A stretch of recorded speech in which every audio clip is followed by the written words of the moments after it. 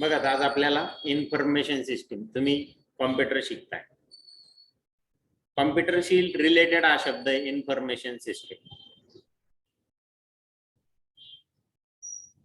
कोणतंही काम कॉम्प्युटरवर करायचंय, त्याची एक सिस्टीम ठरलेली असते, त्या सिस्टीमचे वेगवेगळे भाग असतात, बरोबर. तर मग इन्फॉर्मेशन सिस्टीम काय आहे याबद्दलची एक छोटीशी माहिती आपल्याला बघायची आज. इन्फॉर्मेशन सिस्टीमचे वेगवेगळे भाग कोणते त्याबद्दलची माहिती आपल्याला बघायची, बरोबर. बघू आपण थोडक्यामध्ये एक छोटीशी क्लिप आहे, एक दोन उंदीर दाखवलेले, तेरी आणि मेरी नाव आहे त्याचं, आणि ते आपल्याला काही गोष्टी समजून सांगताय या कॉम्प्युटरच्या बाबतीत, इन्फॉर्मेशन सिस्टीमच्या बाबतीत. असं हे छोटासा व्हिडिओ आहे.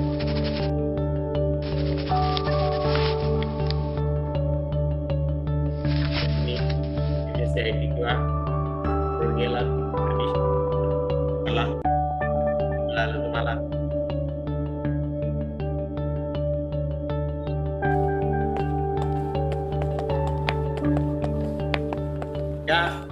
उंदीर ज्या घरात राहतात त्यांचा एक मालक आहे, आणि त्या मालकाच्या घरात ते राहतात आणि त्याचा कॉम्प्युटर तो नसताना वापरतात, त्याचं पुस्तकामधून माहिती बघतात, असं या शॉर्ट स्टोरी मध्ये आपल्याला थोडक्यात दाखवलं. आणि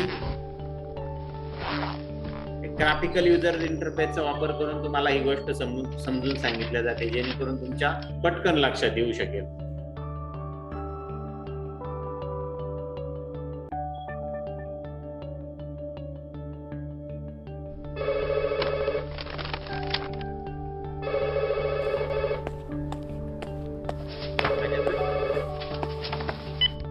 हो नक्की.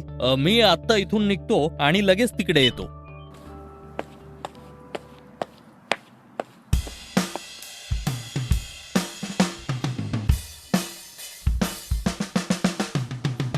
हे चांगलं आहे तेरी. आपण नवीन घरात आलो तर. हे छान दिसतंय. घराचा मालक कम्प्युटरशी संबंधित काहीतरी करतो असं दिसतं.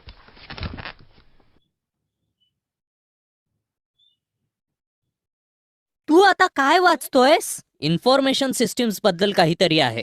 ते काय असतं? तू खूप सारे नवीन शब्द वापरायला लागलाय. कम्प्युटर्स, इन्फॉर्मेशन सिस्टीम वगैरे.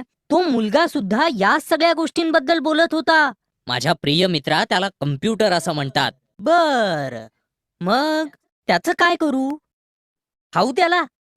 चांगला असतो का तो? मूर्खपणा बंद कर. ते एक महत्वाचं यंत्र आहे ज्याद्वारे हल्ली खूप कामे केली जातात. बर, ठीक आहे. पण मग इन्फॉर्मेशन सिस्टीम काय असतं? तू जा आणि बिळाची आवराआवर कर. मला वाचू दे आणि मग मी तुला समजावतो. अच्छा.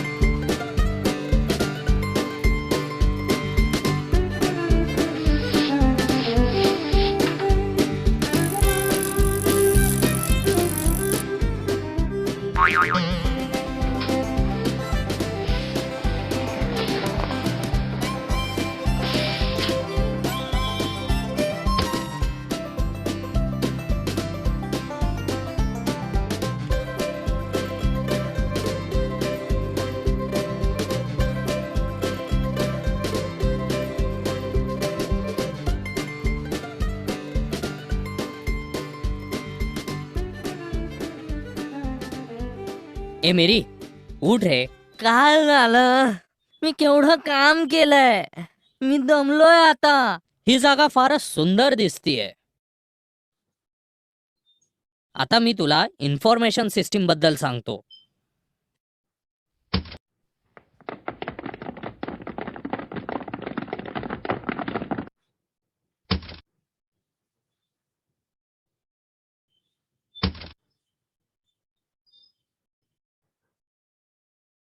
हा, सांग आता. हा, तर मिरी, तुला अंदाज आलाच असेल की इन्फॉर्मेशन सिस्टीम्स या कम्प्युटरशी संबंधित असतात. नक्कीच तिरी. मी तुझ्यासारखा अभ्यासू नसेन कदाचित, पण मूर्ख सुद्धा नाहीये हा. बरं ठीक आहे, पण तू केलेला अंदाज हा काही प्रमाणातच बरोबर आहे. काही प्रमाणातच म्हणजे काय? इन्फॉर्मेशन सिस्टीम्स या जरी कम्प्युटरशी संबंधित असल्या तरी त्या फक्त कम्प्युटरचा एक घटक आहेत. म्हणजे त्यात कम्प्युटर बरोबर इतरही काही असतं? बरोबर. खरं तर इन्फॉर्मेशन सिस्टीम 5 घटकांनी बनलेल्या असतात. ते घटक म्हणजे लोक, कार्यप्रणाली, सॉफ्टवेअर, हार्डवेअर आणि डेटा. या सगळ्यातला मला फक्त लोक हाच भाग कळला. तो भाग कम्प्युटर वापरणाऱ्या माणसांशी संबंधित असेल. तुझं बरोबर आहे मिरी. या सगळ्या लोकांना एंड युजर्स असंही म्हटलं जातं आणि कम्प्युटरचे प्रमुख उद्दिष्ट हे या एंड युजर्सना अधिकाधिक कार्यक्षम आणि निर्मितीक्षम बनवायचं असतं. ठीक आहे, ते कळलं मला. पण त्या बाकीच्या गोष्टींबद्दल काय? ते कार्यप्रणाली, ते सॉफ्टवेअर, ते हार्डवेअर आणि डेटा. असा वैतागू नकोस मिरी. मी तुला एकदा समजावून सांगितल्यावर तुला ते खूप सोपे वाटेल. असं? मग सांग. पहिल्यांदा डेटाबद्दल सांगतो. कम्प्युटर्सचा वापर प्रामुख्याने डेटा साठवणे तसेच त्यावर प्रक्रिया करणे यासाठी करतात. प्रक्रिया न केलेल्या फाईल्स जसे की टेक्स्ट फाईल, गाणी यांना डेटा म्हणतात. म्हणजे कम्प्युटरमध्ये जी माहिती साठवली आणि वापरली जाते त्याला डेटा म्हणतात. कम्प्युटर्सच्या विविध यांत्रिक भागांना हार्डवेअर असं म्हणतात. त्याचाच वापर करून कम्प्युटर्स डेटा साठवणे किंवा त्यांच्यावर प्रक्रिया करणे ही कार्य करतो. पण तिरी, या हार्डवेअरना डेटा कसा हाताळायचा ते कसं कळतं? कारण हातोडी, स्क्रूड्रायव्हर हे स्वतःच्या स्वतः कुठलीच कामे करत नाहीत. कम्प्युटर्सही तसेच असते मिरी. या ठिकाणी सॉफ्टवेअरचा उपयोग केला जातो. सॉफ्टवेअर म्हणजे प्रोग्रामचा संच असतो जो कम्प्युटर हार्डवेअरला काय आणि कसे करायचे याच्या तपशीलवार सूचना देतो, ज्यामुळे डेटाचे रूपांतर हे एंड युजर्सना उपयोगी पडेल अशा प्रकारच्या माहितीमध्ये होते. मग या सगळ्यामध्ये कार्यप्रणाली कुठे गेली? कार्यप्रणाली या लोकांसाठी असतात. त्या लोकांना एखादे विशिष्ट सॉफ्टवेअर कसे वापरावे याबद्दल माहिती देतात. मस्तच. हे कम्प्युटर्स खूप भारी वाटत आहेत. या नवीन घरी आपण त्यांचा वापर करून खूप गोष्टी करू शकू. धन्यवाद तिरी, तू मला खूप सोपं करून सांगितलंस. चल आता पटकन आपण आपलं नवीन घर पाहूयात.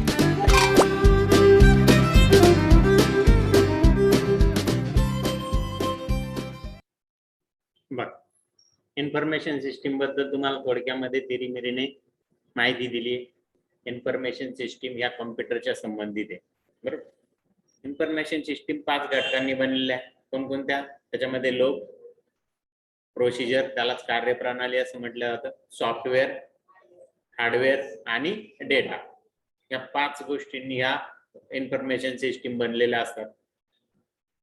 कॉम्प्युटर वापरायचा म्हणजे एंड युजरला, आपण माणूस जर असेल तरच तो कॉम्प्युटर ऑपरेट होणार आहे. तसं होणार आहे का? नाही होणार. बघ, आता आपण ह्या 5 भागांपैकी एक एक भाग डिटेल मध्ये एक्सप्लेन करू. लोक, इन्फॉर्मेशन सिस्टीमचा एक भाग म्हणून लोकांकडे बरेच वेळा दुर्लक्षित केले जाते, परंतु लोक सुद्धा या इन्फॉर्मेशन सिस्टीमचा एक महत्वाचा भाग आहे. तरी देखील पर्सनल कॉम्प्युटर विषयी सर्व काही म्हणजे लोक आहे. तुमच्यासारखे एंड युजर म्हणजे वापरकर्ता यांना उत्पादक बनवणे म्हणजे उत्पादक असतात थोडक्यामध्ये एंड युजर. जर लोकच नसतील तर कॉम्प्युटर ऑपरेटच होणार नाही. कॉम्प्युटरला आपल्याला पहिले सूचना द्याव्या लागतात, डाटा फीड करावा लागतो आणि तो डाटा कोण फीड करतं? तर आपण फीड करत असतो, एंड युजर फीड करत असतो. ठीक आहे.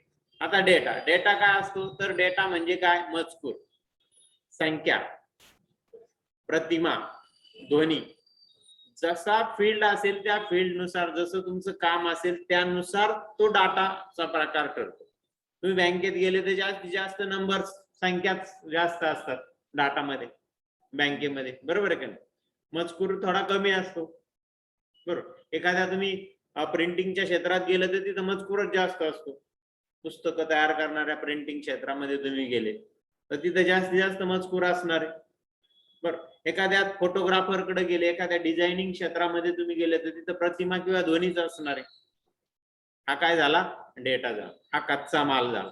आपण कॅमेऱ्यातून किंवा आता मोबाईल आलेला आहे, मोबाईलद्वारे आपण फोटो काढणार आणि व्हिडिओ काढणार आणि ती व्हिडिओ कॉम्प्युटरमध्ये टाकणार आणि कॉम्प्युटरमध्ये टाकून त्याची एडिटिंग करणार, त्याच्यावर प्रोसेस करणार आणि फायनल आउटपुट मग आपण एंड युजरला देणार का नाही? तुम्ही बघता लग्नामध्ये फोटोग्राफर व्हिडिओ काढतो, फोटो काढतो, पण मग तो त्याच्यावर नंतर प्रक्रिया करतो. त्या फोटोमध्ये बदल करणं, थोडस क्लीन करणं, बॅकग्राऊंड चांगलं करणं.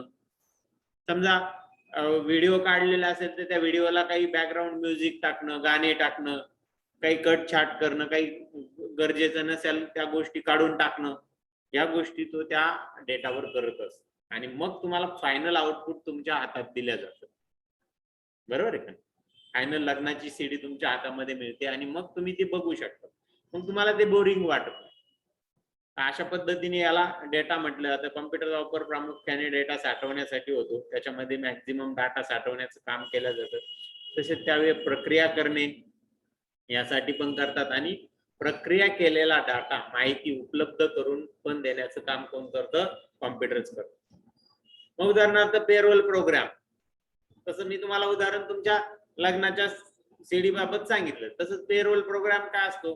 तर कंपन्यांमध्ये हा एक प्रोग्राम असतो, पेरोल प्रोग्राम, जो जे एम्प्लॉई काम करतात त्यांचा पगार काढण्यासाठी त्याचा उपयोग होतो. मग पगार काढण्यासाठी काय काय माहिती तर द्यावी लागते का नाही? त्याला त्या एम्प्लॉईचं नाव द्यावं लागतं, त्यांनी किती दिवस काम केलं महिन्यातलं ते द्यावं लागतं, किती सुट्ट्या घेतल्या, किती ओव्हर टाइम केला, या सगळा डाटा कॉम्प्युटरला पुरवला का मग तो पेरोलचा प्रोग्राम तुम्हाला फायनल आउटपुट काय देणार? तुमचा पगार किती आहे, पेमेंट स्लिप, हे तुमचा काय असेल?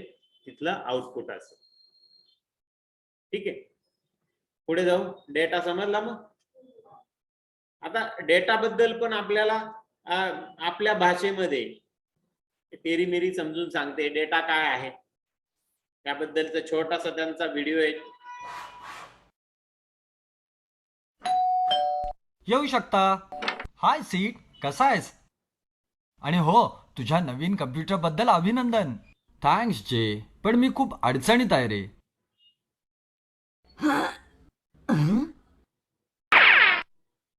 ओ माय गॉड, थोडक्यात वाचलो.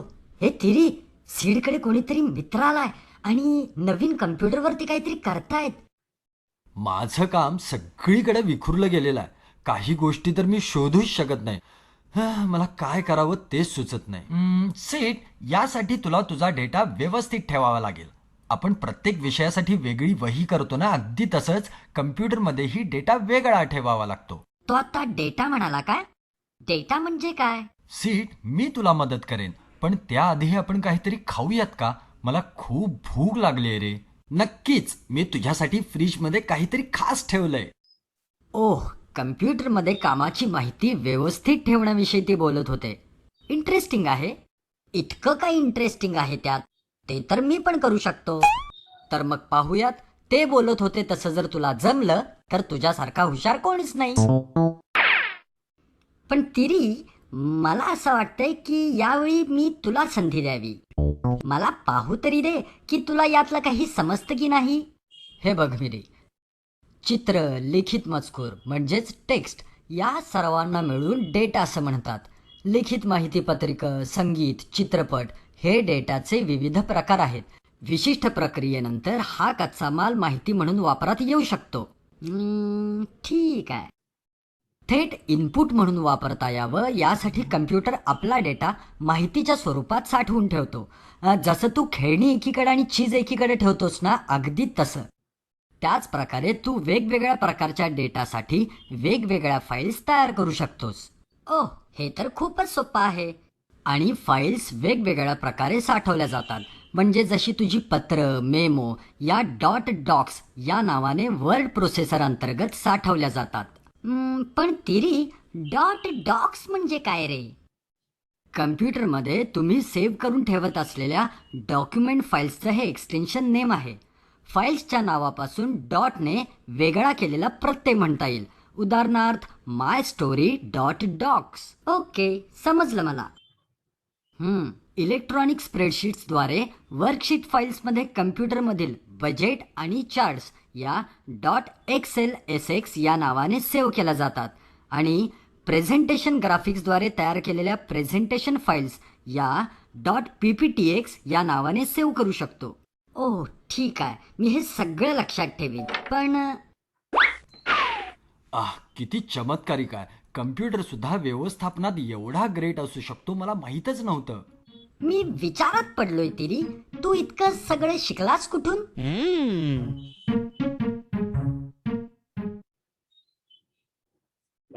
डेटा बद्दल आपल्याला माहिती सांगितली, कशा फाईल्स असतात ते दाखवलं पण आपल्याला. बरोबर. तर तो डेटा आणि आपण जो डेटा टाकतो तो व्यवस्थित ठेवला गेला पाहिजे. जसं तुम्ही तुमचं व्यवस्थापन असतं घरामध्ये, तुम्ही सगळ्या गोष्टी काही एका कपाटात ठेवतात का? नाही. तुमचे पुस्तकं वया वेगळे ठेवतात. 2 भाऊ असेल तर वेगवेगळे कपाट असेल, वेगवेगळा ड्रावर असेल. सगळं जर एकत्र ठेवलं तर तुमचा गोंधळ तयार होतो. तसंच कॉम्प्युटर मध्ये पण आहे. तुम्ही जर तो डेटा विखुरलेला जर ठेवला तर तुम्हाला तो नंतर सापडणं अवघड जाईल. म्हणजे कॉम्प्युटरचं जे महत्वाचं काम आहे की तुम्हाला रिपिटेटिव्ह काम हा टाळणार आहे. पूर्वी कसं होतं, टायपरायटर होतं. टायपरायटर मध्ये एखादं पत्र तयार केल्यानंतर ते पत्र पुन्हा तयार करायची परत 15 दिवसांनी महिन्यांनी वेळ जर आली तर पुन्हा पहिल्यापासून टाईप करायला लागतं. तसं कॉम्प्युटरमध्ये ते सेव्ह असतं. तुम्ही पुन्हा ते ओपन करून त्यामध्ये बदल करू शकतात थोडाफार आणि लगेच, म्हणजे तुमचा वेळ वाचतो. हा त्याचा मुख्य वैशिष्ट्य आहे कॉम्प्युटरचं की जे त्याच्याकडे सगळं सेव्ह असतं.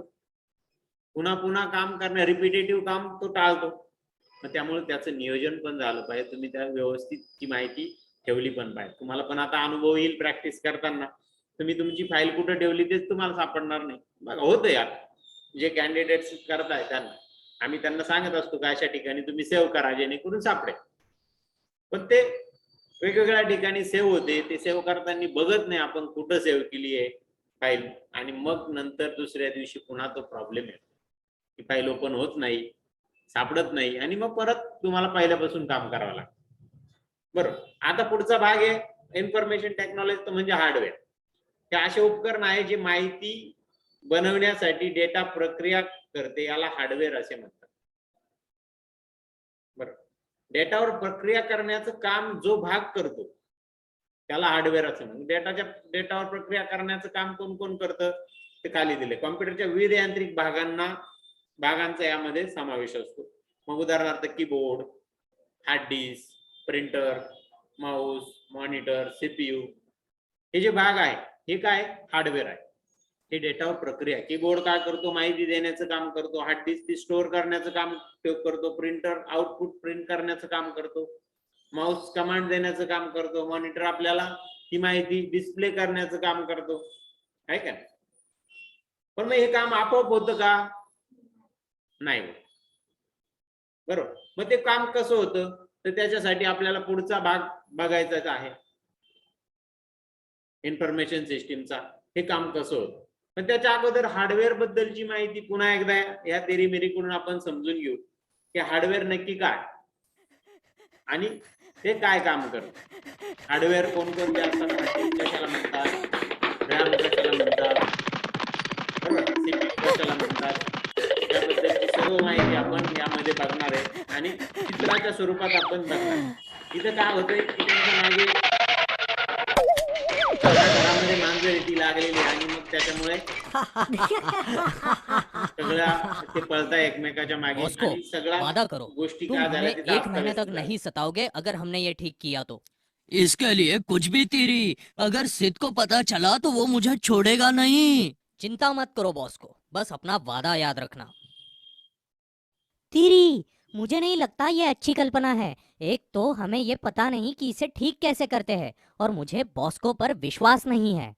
विश्वास तो मुझे नहीं है, लेकिन शांति से जीने का फिलहाल एक ही रास्ता है और जोड़ने का प्रयत्न तो करते हैं.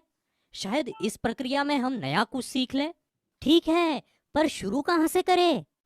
पहले हम ये सब चीजें क्रम में टेबल पर रखते हैं, फिर किताब का इस्तेमाल करके देखते हैं हम क्या कर सकते हैं. चलो शुरू करें.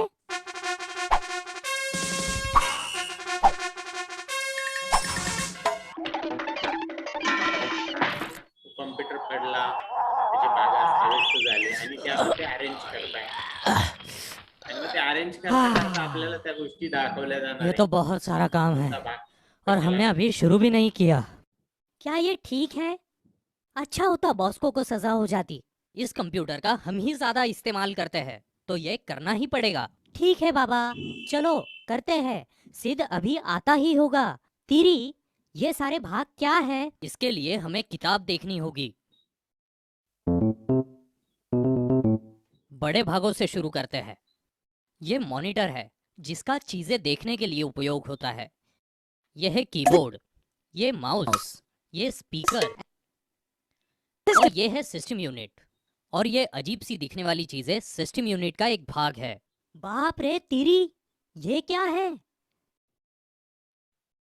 जिसकी ढेर सारी तारें बाहर आई है? वह स्विच्ड मोड पावर सप्लाई है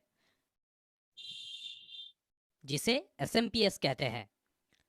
वह मुख्य प्लग से बिजली लेता है और सिस्टम यूनिट के हर एक घटक को अपेक्षित वोल्टेज में पहुंचाता है.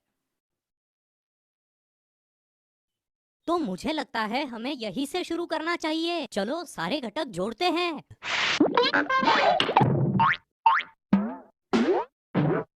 मिरी, सावधान, ये मदरबोर्ड है.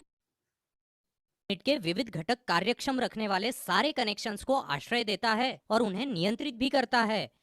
इसी वजह से उसे इतने सारे नोक है. अरे ये चीज तो माइक्रो प्रोसेसर कहलाती है. क्या ये फूड प्रोसेसर की तरह है? मिरी, तुम और तुम्हारा खाना, तुम्हें तो शेफ होना चाहिए था. ये कंप्यूटर का मस्तिष्क होता है. माइक्रो प्रोसेसर ही सारे डेटा पर प्रक्रिया करता है, इसीलिए वह बहुत महत्वपूर्ण है. मुझे लगता है ये सिर्फ यही ठीक बैठेगी. ओह, ये रैम या प्राथमिक स्मृति है, जहां कंप्यूटर उसका सारा वर्तमान सक्रिय डेटा रखता है. वह तेज है पर कम क्षमता वाला है. फिर वो सारी बड़ी बड़ी फाइलें कहाँ जाती है? फोटो, वीडियो, डॉक्यूमेंट्स आदि. तुम्हें चमकीला बक्सा दिखाई दे रहा है? उसे हार्ड डिस्क ड्राइव कहते हैं. वहीं पर सारा बड़ा बड़ा डेटा संग्रहित होता है. तीरी, क्या सब पूरा हुआ? चलो शुरू करें. थोड़ा रुको, पहले हमें सारे हार्डवेयर के घटक जोड़ लेने चाहिए. हार्डवेयर? ये क्या होता है? अब ये मत कहना कि सॉफ्टवेयर भी कुछ चीज होती है. हाँ मेरी, होती है. देखो, जो सारे घटक भौतिक होते हैं जो हमने अभी जोड़े हैं उन्हें कहते हैं हार्डवेयर. मॉनिटर्स, कीबोर्ड्स, माउस, ये हार्डवेयर है क्योंकि वे हार्ड होते हैं. ओह, पर फिर तीरी, सॉफ्टवेयर कहने जैसी सॉफ्ट चीजें यहाँ दिखाई नहीं दे रही. मेरी, सॉफ्टवेयर कोई सॉफ्ट घटक नहीं होता. वह एक प्रोग्राम और कोड होता है जो कंप्यूटर की मेमोरी में होता है. वही हार्डवेयर को क्या और कैसे करना है ये बताता है. विंडोज जो हम इस्तेमाल करते हैं वह सॉफ्टवेयर है. वहाँ कोई भौतिक क्रिया नहीं है जो हम आंखों से देख सके? नहीं नहीं मेरी, हार्डवेयर और सॉफ्टवेयर का साथ ठीक काम, यानी कंप्यूटर अच्छे से चल रहा है. अब हम कंप्यूटर शुरू कर सकते हैं? हाँ, चलो बूट करते हैं. जब हमने सारे घटक जोड़े ही हैं तो कंप्यूटर के शुरू होते ही मैं तुम्हें बता सकता हूँ कि बिजली कैसे बहती है और हर एक घटक कैसे अपना काम करता है. हाँ, शक्ति स्रोत में बिजली आ चुकी है. देखो मेरी, सारे घटक काम कर रहे हैं और हम अब स्क्रीन भी देख सकते हैं. हाँ तेरी, हमने कर दिखाया. जब हमें बॉस को परेशान नहीं करने वाला तो चलो चीज खाते हैं.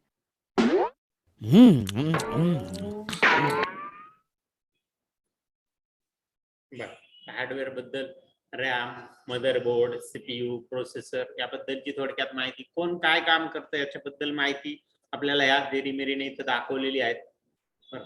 पण हे जे हार्डवेअरचे घटक आहेत हे काम कसे करतात, तर त्याला लागतं सॉफ्टवेअर. बरं. म्हणजे माऊस असा फिरवल्यानंतर तो माऊसचा पॉइंटर कसा कर्सर मूव्ह व्हावा, कीबोर्डची एक की प्रेस केल्यानंतर कसा टाईप व्हावा, याच्यासाठी प्रोग्राम तयार केले, इन्स्ट्रक्शन असतात आणि त्या इन्स्ट्रक्शन ज्या फाइल्स मध्ये स्टोअर असतात त्या फाइल्सला काय म्हटलं जातं, सॉफ्टवेअर असं म्हटलं जातं. मग ते थोडक्यात ते सॉफ्टवेअर काय काम करतं, तर त्या हार्डवेअरला काम कसं करायचं हे सांगतं. सॉफ्टवेअर म्हणजे प्रोग्रामचा संच असतो, ज्यात टप्प्याटप्प्याने सूचना असतात, ज्या कॉम्प्युटरला कसे काम करावे ते सांग. या हार्डवेअरना डेटा कसा हाताळायचा हे या प्रोग्राम मुळे कळतं. बरं, म्हणजे हार्डवेअरने काम कसं करायचं, डेटा कसा हाताळायचा हे कोण सांगतं, तर सॉफ्टवेअर सांगत असतं, जो कॉम्प्युटर हार्डवेअरला काय आणि कसे करायचे याच्या तपशीलवार सूचना देतो. सॉफ्टवेअर म्हणजेच त्या सूचनांचा एक संच असतो. कोणत्या गोष्टीनंतर काय काम करायचं हे ते त्या कॉम्प्युटरच्या हार्डवेअरला सांगत असतं आणि त्यानुसार कॉम्प्युटर आपला सुरू असतो. सॉफ्टवेअरचा उपयोग डेटाचे रूपांतर एंड युजरना उपयोगी पडेल अशा प्रकारच्या माहितीमध्ये करण्यासाठी होतो. उदाहरणार्थ आपण पेरोलचं उदाहरण बघितलंच होतं की आपण एम्प्लॉईची माहिती देणार, त्याची माहिती, त्याने किती दिवस काम केले, काय केलं, आणि आउटपुट आपल्याला काय मिळणार, तर पेमेंट, फायनल पगार किती मिळाला हे आपल्याला हातात मिळेल. बरोबर का? हे या प्रोग्रामचं काम. हे झालं त्या पेरोल बद्दल. प्रत्येक गोष्टीसाठी प्रोग्राम वेगवेगळा असतो, वेगवेगळे सॉफ्टवेअर असतात, त्या सॉफ्टवेअरचे सुद्धा वेगवेगळे भाग असतात. आता सॉफ्टवेअर पहिले काय आहेत, आपल्या घरगुती जे काही उदाहरणं आहेत त्याच्या बरं झालं तू मला किचन मध्ये बोलवलंस, खूप भूक लागलीये. पण इथं तर खायला काहीच नाहीये. मिरी, आपण आज इथं सॉफ्टवेअर विषयी पूर्ण चर्चा करणार आहोत. मस्तच ना. आणि त्यानंतर आपण छान काहीतरी खाऊ. नक्कीच. बर मिरी, मला सांग, एखादी छानशी चवदार डिश बनवण्यासाठी तुला रेसिपी माहिती आहे का रे? रेसिपीमध्ये नेमक्या सूचना असतात आणि त्यामुळे डिश चांगली बनते.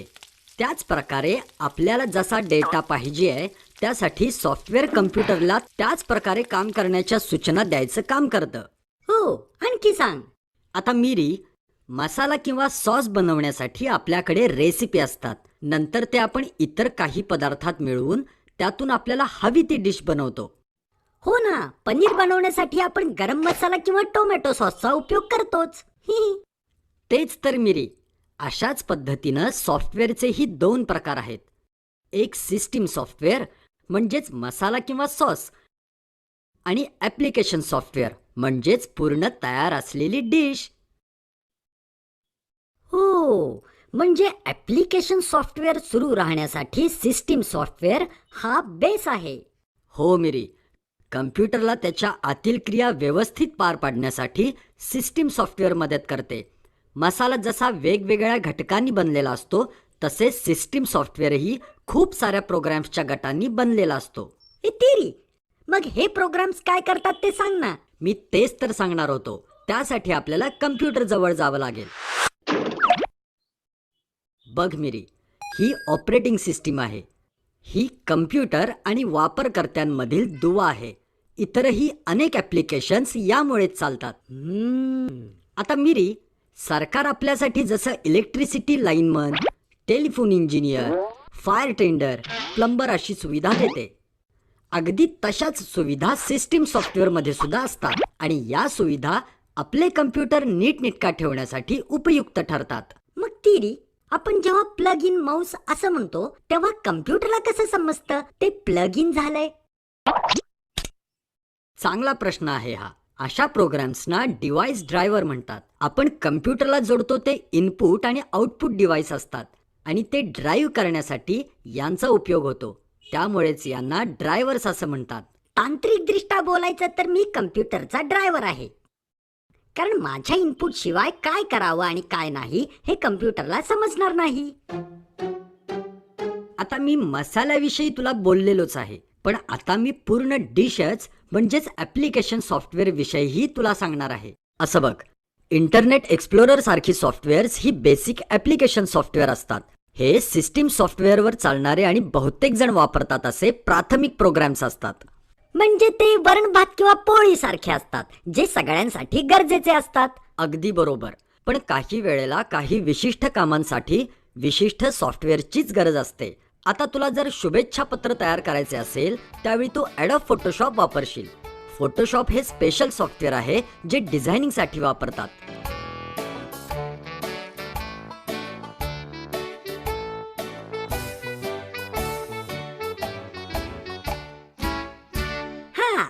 कळलं. स्पेशल ऍप्लिकेशन्स वेगवेगळ्या कामांसाठी मदत करतात, जसे की एक्सेल स्प्रेडशीटसाठी वापरतात, फोटोशॉप हे डिझायनिंग आणि एडिटिंगसाठी, पॉवर पॉइंट हे प्रेझेंटेशनसाठी. अगदी बरोबर मिरे.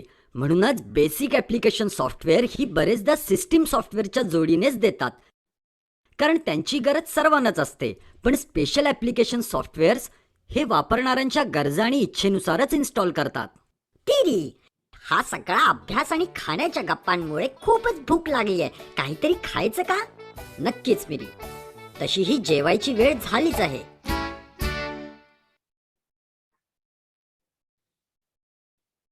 बघा, आपल्या जेवणाचं उदाहरण देऊन आपल्याला समजून सांगितलं का सॉफ्टवेअर कशा प्रकारचे. दोन प्रकार सॉफ्टवेअरचे असतात, एक सिस्टीम सॉफ्टवेअर आणि दुसरं ऍप्लिकेशन. सिस्टीम सॉफ्टवेअर म्हणजे काय सांगितलं आपल्याला? मसाला, बरोबर, का ज्याचं आपण एकत्रीकरण करून त्याला त्या डिशला काय करू शकतो, चव आणू शकतो. आणि ऍप्लिकेशन सॉफ्टवेअर म्हणजे काय? Ready dish.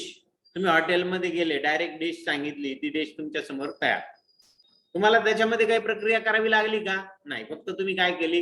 कमांड दिली, आज्ञा दिली, आणि लगेच तुमच्या समोर ती डिश काय झाली? तयार झाली. म्हणजे तुम्ही खाण्यासाठी काय, पण तेच तुम्ही घरामध्ये तुम्हाला ती डिश तयार करायची तर किती मोठी प्रक्रिया करावी लागते, बरोबर. तसे जे सॉफ्टवेअरचं आहे ऍप्लिकेशन सिस्टीम सॉफ्टवेअर हे गरजेचं असतं. कोणतंही ऍप्लिकेशन सॉफ्टवेअर सुरू होण्यासाठी सिस्टीम सॉफ्टवेअरची गरज असते. ते जर तुमच्या कॉम्प्युटरमध्ये जर नसेल तर तुमचा प्रोग्राम चालणारच नाही. तुम्हाला मायक्रोसॉफ्ट वर्ड वापरायचंय, वर्ड वापरताच येणार नाही. चित्र काढायचंय, चित्र काढता येणार. याच्यासाठी तुमच्या कॉम्प्युटरमध्ये ऑपरेटिंग सिस्टीम असणं गरजेचं असतं. तुझी आता सध्या विंडोज ही पॉप्युलर ऑपरेटिंग सिस्टीम आहेत. विंडोज 7 किंवा विंडोज 10 या ऑपरेटिंग सिस्टीम आपण शिकत असतो. आणि ती ऑपरेटिंग सिस्टीम काय काम करते? ज्यावेळेस कॉम्प्युटर सुरू होतो, सुरू करण्याचं काम करते, आणि सुरू होऊन ते ऍप्लिकेशन चालवण्यासाठी ज्या गरजेच्या इन्स्ट्रक्शन असतात त्या इन्स्ट्रक्शन त्या सॉफ्टवेअर मध्ये स्टोअर केलेल्या असतात, आणि ते सिस्टीम सॉफ्टवेअर हे ऍप्लिकेशन सॉफ्टवेअरला चालवतं.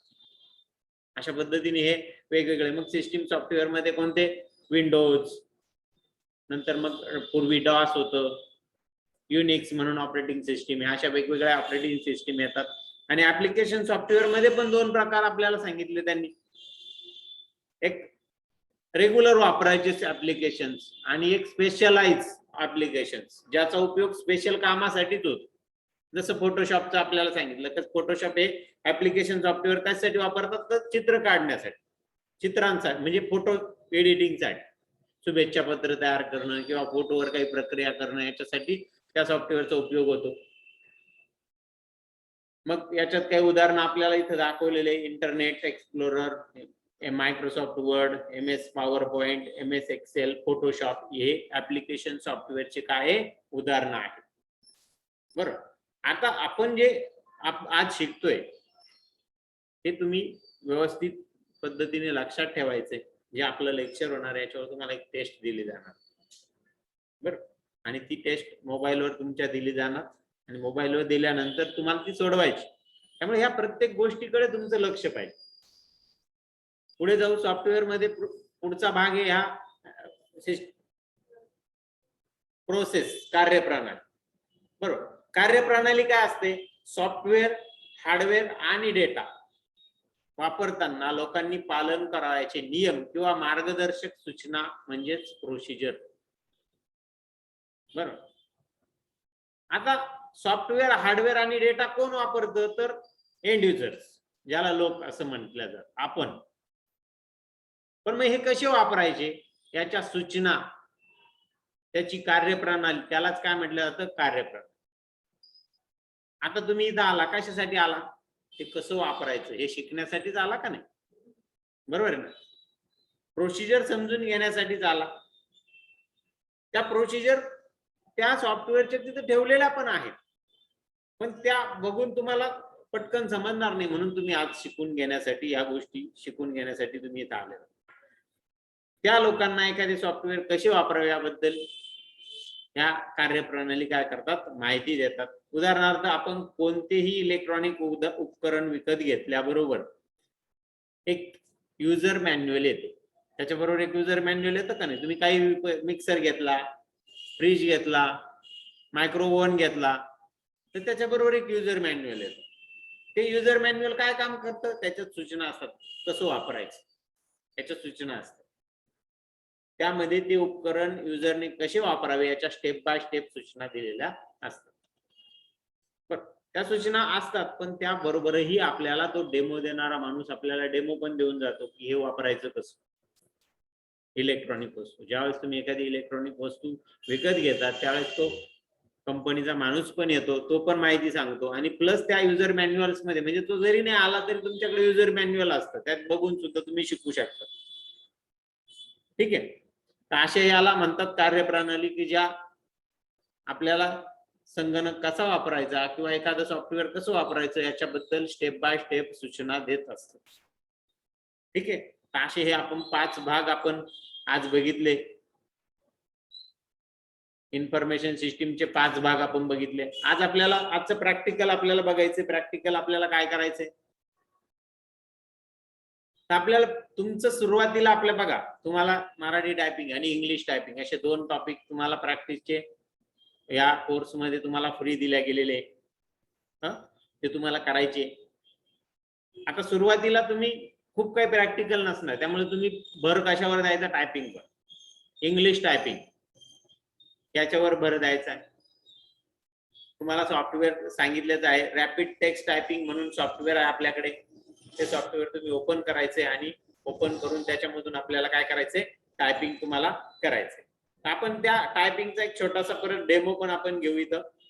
2 मिनिट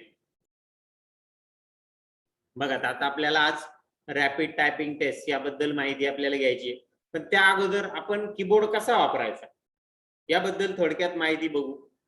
बघा, हे चित्र तुमच्या समोर आहेत. यामध्ये तुम्हाला हा कीबोर्ड कसा वापरायचा, कोणत्या बोटावर कोणती की तुम्हाला वापरायची ते आपल्याला इथं दाखवलेलं बघा. बघा, ही करंगळी आहेत. या करंगळीवर एक कलर दिलेला तुम्हाला इथं 1 Q A Z या कीज तुम्हाला यूज करायच्या आहे. नंतर ही जी की आहे याच्यावर 2, नंतर मग ही 3 नंबरला ही मधलं बोट आहे आपलं डाव्या हाताचं, बरोबर. तर हे आपण वापरायचं याच्यामध्ये. त्यानंतर हे बोट आहे, या बोटावर बघा 4 R F V, नंतर 5 T G आणि B. ह्या बोटाला जास्त काम दिले. बरं, त्याच्यानंतर मग आपला उजव्या हाताला पुन्हा हे बोट आहे आपलं. त्या बोटाला पण तुम्हाला 2 लाईन्स दिलेल्या बघा, 6 आणि 7 ची लाईन, Y H N, नंतर U J M. या बोटाला जास्त काम दिलं का? करतं का नाही हे काम जास्त? बरोबर. कुठेही काही करायचं म्हटलं का पहिले हे बोटवर येतं, आहे का नाही? येतं का नाही बरं? त्यानंतर मग ह्या बोटावर परत 8 नंबरची लाईन आहे, I K कॉमा, नंतर ह्या बोटाला पण 9 O L हे दिलेले आहे कीज, आणि ह्या बोटाला बघा, ह्या बोटाला पण जास्त आहे. बरं, ह्या करंगळीपेक्षा ही करंगळी जास्त काम करते, त्यामुळे जास्त कीज आहे त्याच्यावर. ही करंगळी पटकन बघा, तुम्ही टाईप करताना सुद्धा आहे ना, तुम्हाला थोडस अवघड जाईल सुरुवातीला या करंगळीने टाईप करण्यासाठी, कारण कधी वापर जास्त होत नाही तिचा. त्याच्यामुळे आपण आणि टायपिंग करताना सगळ्यात महत्वाचं नख काढून टाकले पाहिजे, आणि प्रॉपर या सिस्टीमनेच तुम्हाला टायपिंग करायचंय. ज्या कीला जे बोट ठरलेले त्याच बोटाने ती की प्रेस करायची. त्याच्यानंतर खाली आपल्याकडे इथे शिफ्ट की दिलेली आहे, कंट्रोल की, इकडे स्पेस 2 कॅरेक्टर मध्ये स्पेस सोडण्यासाठी त्याचा उपयोग होतो. ते ह्या अंगठ्याने प्रेस करायचे. अंगठ्या टाईप करत असताना तुम्ही हे बघा, असे इथं बोट ठेवले का असा इथं अंगठा द्यायचा. तो अंगठा बरोबर त्या स्पेसवर आहे बघा. माझा हात तिथं लावलेला तुम्हाला दिसतंय, इथं दिसतंय का? चित्रामध्ये तुम्हाला दिसतंय, ठीक आहे. या पद्धतीने म्हणजे तो अंगठा बरोबर, अंगठ्याला तीच की का दिली तर पटकन त्याच्या जवळच येतो अंगठा. तुम्ही टाईप करताय पटकन स्पेस दाबल्या जात. त्या अंगठ्याला एवढी सवय, दोन्ही अंगठ्यांना तेच काम दिलेलं आहे तुम्हाला, स्पेस की. आणि ती स्पेस की खूप मोठी दिलेली बघा त्याची, कारण की जास्त टायपिंग मध्ये जास्तीत जास्त वापर त्या स्पेस कीचा होतो, जास्तीत जास्त वापर होतो, त्यामुळे जास्तीत जास्त मोठी, सगळ्यात मोठी. आता मी तुम्हाला इथे दाखवला तो लॅपटॉपचा कीबोर्ड आहे. त्याच्यामध्ये साईडला एक न्यूमरिक कीपॅड असतो, तो ह्या लॅपटॉपच्या कीबोर्डवर नसतो. समजलं? मग कोणत्या बोटाला कोणती की वापरायची. त्याच्यानंतर पुढे जाऊ आपण. पुढे आपल्याला इथं कोणत्या बोटाला कोणती की आहे याचं चित्रच दाखवलं. लेफ्ट हँड, राईट हँड आहे ना. मी थोडस साईडला घेतो या आपल्या इमेजला. बघा इकडचा राईट हँड, ह्या राईट हँडने मग इकडे करंगळीला काय आहे, ह्या बोटाला काय आहे, नंतर मधल्या बोटाला काय आहे, ह्या बोटाला काय आहे, या सगळ्या कीज तिथं दिलेल्या आहे. आणि अंगठ्याचं पण दिलेलं आहे स्पेस बार. जास्त करून हा अंगठा बघा, या बोटाचा उजव्या हाताचा अंगठा स्पेस बार साठी वापरायचा आहे आणि तोच वापरले जातो. हा वापरला तरी चालू शकतो, पण हा जास्त काम करतो. जास्त तुम्ही हाच वापरा. या नियमानुसार तुम्हाला इथं काय करायचंय, टायपिंग करायचंय आणि त्याच पद्धतीने तुमचं झालं पाहिजे, तर तुमचं टायपिंगचं स्पीड वाढेल. तुमच्या कीबोर्डवर मग त्यांनी एबीसीडी वाईज का बरं की दिल्या नाही, अशा वेगळ्या वेगळ्या का अरेंज केल्या? त्याला कारण आहे, टेक्निकली तो कीबोर्ड तयार झालेला आहे जेणेकरून तुमच्या टायपिंगचं स्पीड चांगलं फास्ट येईल, या दृष्टीने त्याची डिझाईन केलेली असते.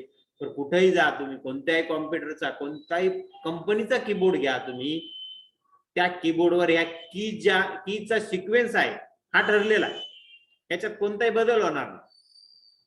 हे स्टँडर्ड आहे, जगभर हे स्टँडर्ड ठरलेलं आहे. असं नाही की बाहेरच्या देशांमध्ये वेगळं स्टँडर्ड आहे, नाही. बरोबर, बाहेरच्या देशांमध्ये सुद्धा कीबोर्ड याच पद्धतीने डिझाईन झालेला आहे आणि याच पद्धतीने वापरल्या जातात. ठीक आहे. मग आता आपण आपल्या जो काही रॅपिड टेक्स्ट टायपिंग आहे त्याच्याबद्दल थोडीशी माहिती घेऊ. हे सॉफ्टवेअर तुमच्या समोर आलंय बघा, आलंय.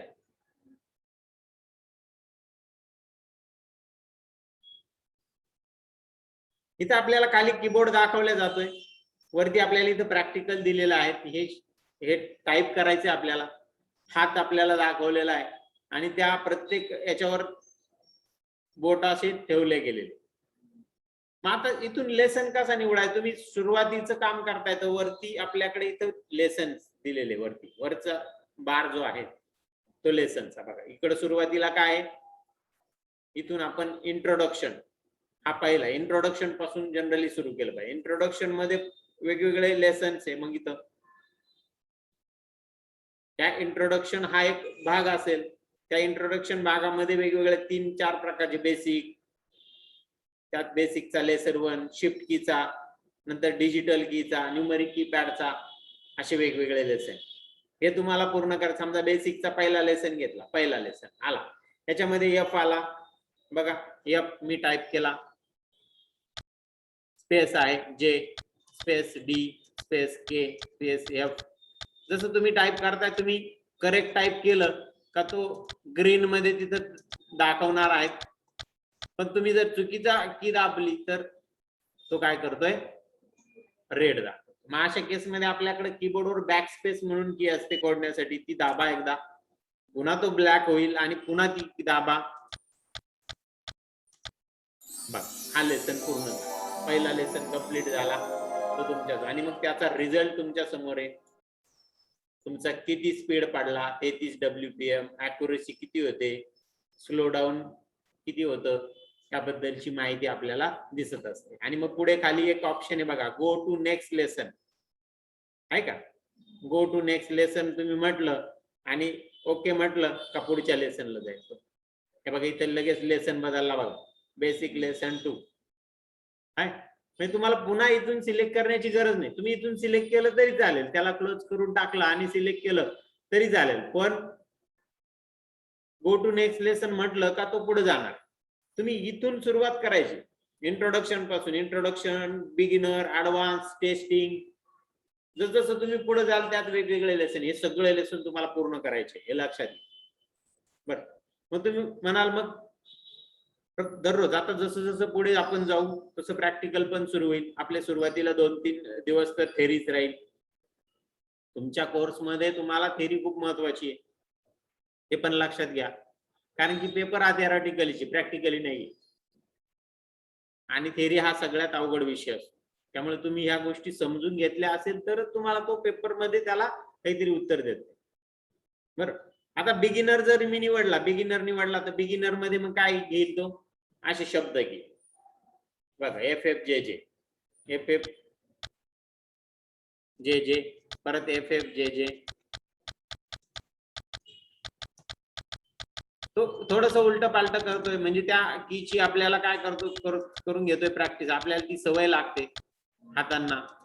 तुम्ही जर टायपिंगला जर कधी गेलात तर तुम्ही बघा तिथे एकच लेसन, आता जरी मी तरी तुम्हाला लगेच पुढच्या लेसनला नेतोय, तिथे एक लेसन 8-8 दिवस चालतो. तेच जायचं तेच एकच गोष्ट करत बसायची. कोणी केलंय टायपिंग ह्याच्यात? केलंय ना, माहिती आहे तुला मग बरं. म्हणजे कशासाठी ते केल्या गेलेलं आहे, तर तुमच्या बोटांना वळण लागावं हा त्याच्या मागचा उद्देश असतो. बोटांना वळण लागतं ते, आणि इतकी सवय लागते की ऑटोमॅटिक बोट तिथं जात, काही न करा. बघा मी तुमच्याकडे बघतोय आणि खाली टायपिंग करतोय, कारण मला ती सवय लागलेली, बरोबर आहे का नाही. मी खाली बघण्याची तुम्हाला खाली बघितल्याशिवाय तुम्हाला टायपिंगच करता येणार नाही सुरुवातीला, पण मला खाली बघण्याची गरज पण पडत नाहीये, पडते गरज, आणि तुम्हाला ती पडणार आहे. आणि तुम्ही पण तशीच सवय लावायची, खाली बघण्याची गरज तुम्हाला पडली नाही पाहिजे. एक लक्षात घ्या. झाला आपण लेसन पूर्ण झाला. एक लक्षात घ्या की तुम्ही कुठेही जॉबला लागल्यानंतर तुमच्याकडे टायपिंगचं स्पीड कमीत कमी 10चं तरी पाहिजेत, 5 ते 10चं तरी पाहिजे. तुम्हाला जर अक्षर शोधायला लागले तर तो माणूस तुम्हाला कामावर ठेवू शकत नाही, कारण की तुम्ही दिवसभरात एक लेटर टाईप करायला एवढा टाइम लावा, आहे का. त्यामुळे तुमच्या माहितीसाठी तुम्ही टायपिंग शिकलं पाहिजे. टायपिंगचा कोर्स खूप मोठा आहे, 6 महिन्याचा आहे, पण बेसिक टायपिंग तरी तुम्हाला आलं पाहिजे, जेणेकरून 5-10चं स्पीड तुमचं पडेल. मराठी टायपिंग तर खूप मोठा 6 महिन्याचा कोर्स आहे, तोही 6 महिन्यात प्रत्येक जणाचा पूर्ण होईलच याची गॅरंटी नसते, थोडासा अवघड विषय येतो. तो आपण इथं या MSCITच्या टॉपिक मध्ये बघा, तुम्हाला 2 पानांचं प्रॅक्टिकल आहे, ते तुम्ही करणार आहे, 2 दिवसात करणार आहे. बर, ते मराठी टायपिंग सुरू झाल्यानंतर 8 ते 10 दिवसातच तुम्हाला ते पूर्ण पानाचं प्रॅक्टिकल आहे. आणि तुम्ही टायपिंग मध्ये जर गेलात तर तुम्हाला पॅरेग्राफ टाईप करायला 3-4 महिने लागतात, बरोबर. फक्त एवढंच आहे, कॉम्प्युटर आल्यामुळे थोडंसं काम सोपं झालं, वेगवेगळ्या प्रकारचे कीबोर्ड आले, आपण वेगळा कीबोर्ड वापरतो इथं, म्हणून आपल्याला ते टाईप करता येणार. तुम्ही म्हणाल आपलं सोपं आहे, आपण वेगळ्या पद्धतीने काही शिकवतो का? तसं नाहीये. टायपिंग हे टायपिंग आहे, सिस्टमॅटिकली ते शिकवलं जातंय. त्यांचं 4 महिन्यानंतर तुम्ही पॅराग्राफला लागताय म्हटल्यानंतर तुम्ही तेवढे परफेक्ट करता, हे लक्षात घ्या. ठीक आहे, संपला हा झाला. याची पण आपल्याला ओव्हरऑल रेटिंग आली, स्पीड आला बघा, 24चा स्पीड माझा पडलेला आहे. तर तुमच्याशी बोलता बोलता मी टायपिंग केल्यामुळे माझा स्पीड कमी झाला, ॲक्युरेसी 100% आली, स्लो डाऊन 3% कमी आहे. अशा पद्धतीने परत गो टू नेक्स्ट म्हटलं का, एंटर दिला का पुढच्या लेसनला तो जा.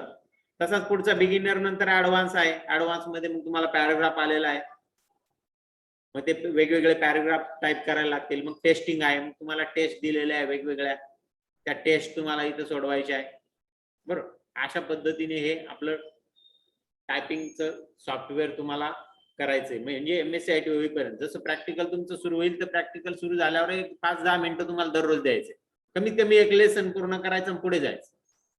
लेसन पूर्ण करायला टाइम लागत नाही, पॅराग्राफ जरी दिला तर पॅराग्राफ 7 मिनिटाचा असतो, तिथला तुम्हाला 15 मिनिटं लागतील किंवा 10 मिनिटं लागतील, तुमचा स्पीड वाढेल त्या हिशोबाने, बरं. पण वेळ मिळेल त्यावेळेस करायचंय, ज्यावेळेस कमी प्रॅक्टिकल राहील, तुमचं प्रॅक्टिकल पूर्ण झालं चला टायपिंगचं, म्हणजे तुम्ही बसून राहायचं नाही. ठीक आहे, सायमल्टेनियसली जसं आपलं पुढे शिकत जाऊ तसं आपण मराठी टायपिंग पण याच्यामध्ये शिकणारच आहोत. ठीक आहे, तर अशा पद्धतीने आपला आता आजचा हा टॉपिक होता, तर आपल्याला इन्फॉर्मेशन सिस्टीम या टॉपिक बद्दल आपल्याला माहिती आपल्याला घ्यायची होती, घेतली आपण.